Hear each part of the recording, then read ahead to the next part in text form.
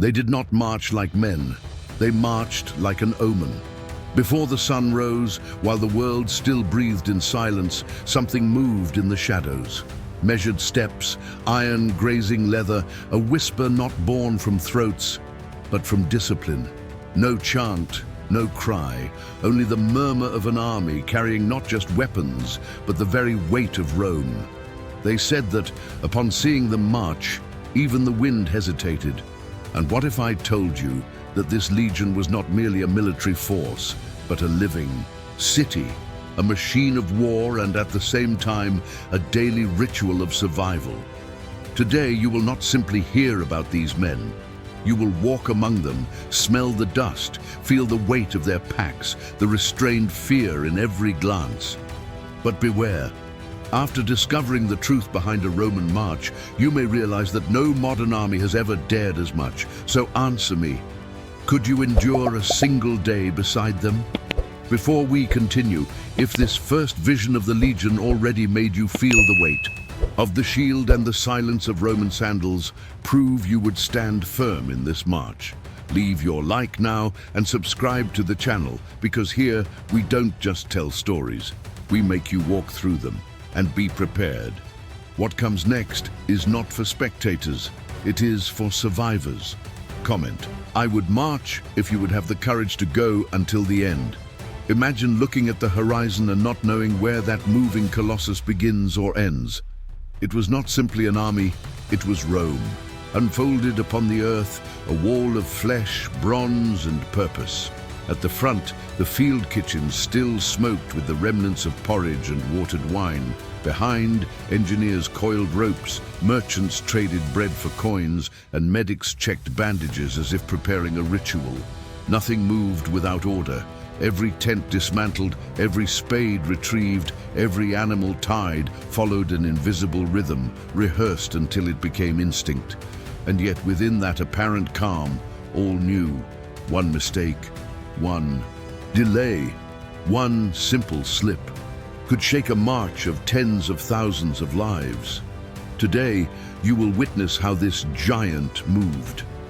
But before taking the first step, ask yourself, how far can a man go when he carries an empire on his shoulders? The march began when the world still had no color. Between the third and fourth watch, before the first bird sang, the scouts were already on the move. The first sound was not that of weapons, but the muffled trot of advance horses, tasked with probing the unknown. In the camp, no trumpet call, only the restrained murmur of centurions waking their men with short, firm orders. Each group of 8 legionaries, the contubernium, dismantled its leather tent, folded cloaks, tightened belts, swallowed water and vinegar in silence. There was no mercy for lateness, because there every minute was strategic. While many armies still dreamed, Rome was already marching, and when the sun rose, they had already covered leagues. Tell me, would you wake in the dark to walk toward an enemy you cannot yet see? Contrary to what many imagine, the legionaries did not march light. Each man carried between 20 and 30 kilos, not only weapons, but the very sustenance of the legion. On their backs hung packs with dry rations for 3 days, a spade for digging trenches, wooden stakes for fortifications, cooking utensils, and even portable mills to grind grain into food. They were warriors and laborers, blacksmiths and masons, men forged as much by sweat as by blood. The Romans called them Muli Mariani, Marius's mules, in honor of the consul who demanded from them more than courage. He demanded self-sufficiency. There were no carts for individual comfort. The empire marched on the shoulders of each soldier. And if someone fell, rarely did anyone stop. Now answer, would you call this glory or condemnation? Rome did not march in line, it marched in layers. At the front, the vanguard, the eyes and claws of the army, advanced miles ahead, probing the unknown. Behind them came the beating heart, over 13,000 legionaries organized in cohorts and centuries, each group knowing exactly where to step, as if following invisible lines traced upon the earth. After them, the most fragile and vital treasure, the impedimenta, the baggage train, carrying wheat, vinegar, maps, tools, doctors, and even disassembled siege engines. And finally, in the shadows, the rear guard, the silent shield against ambush.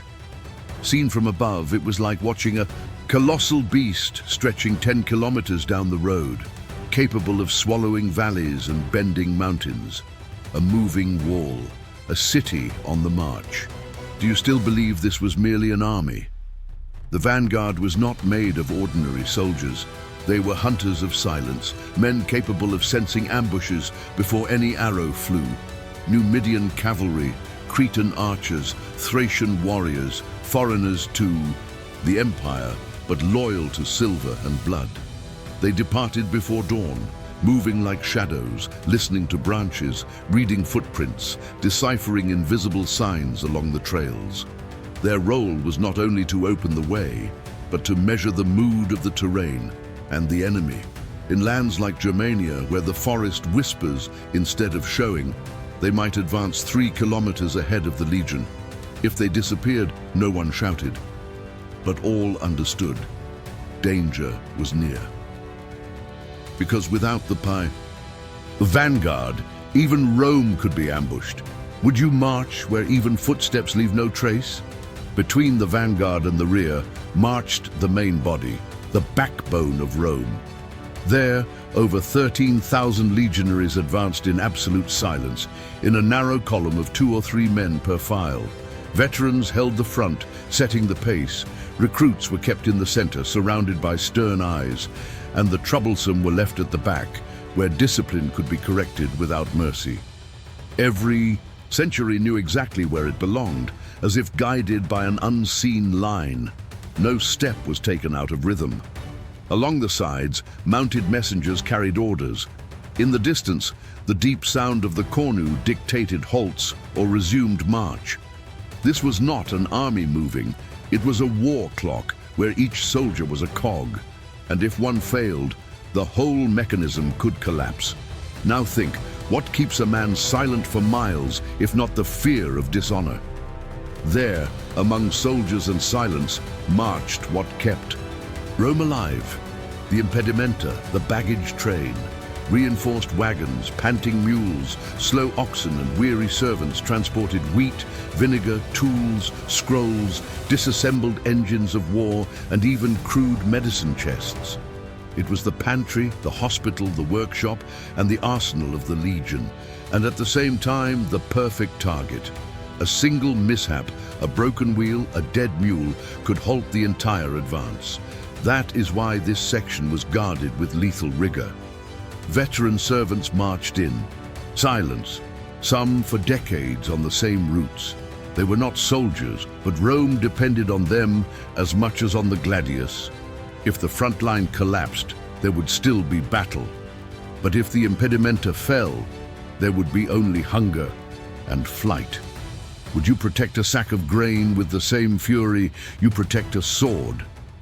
At the rear of the entire column marched the rear guard, the place where silence weighed more than armor. Auxiliary archers, light cavalry, and seasoned infantry watched what? No one saw danger from behind. There was no glory there. There was waiting, one misread shout, an unexpected run, a whispered rumor, and the whole army could drown in panic. The rear guard also hunted those who tried to desert.